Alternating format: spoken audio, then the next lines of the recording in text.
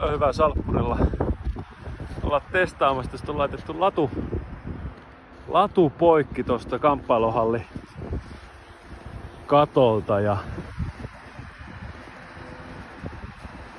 rouhivat tykkilunta tonne ladulle. Tuolla menee kuorma-auto ja oletettavasti tuolta stadikaltakaan kukaan ei tuu auraamaan latuja vituiksi.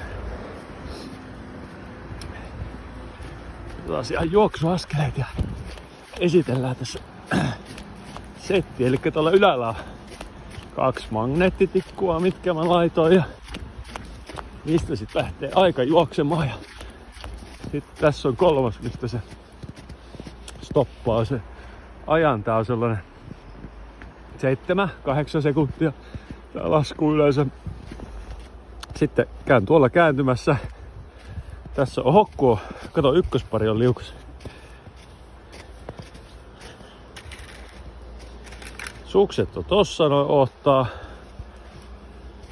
oottaa ja sitten tästä laitetaan tollanen remmi nilkkaa ja valitaan jompikumpi kone. Tänään otetaan tämä speedi tuolta noin ja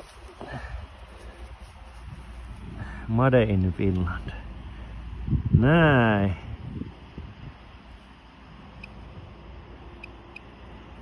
Asetukset.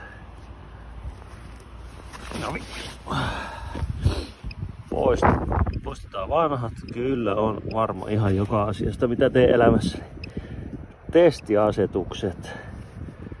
Suksia. Piis on niin säälittävä määrä, että vaihdetaan se 8.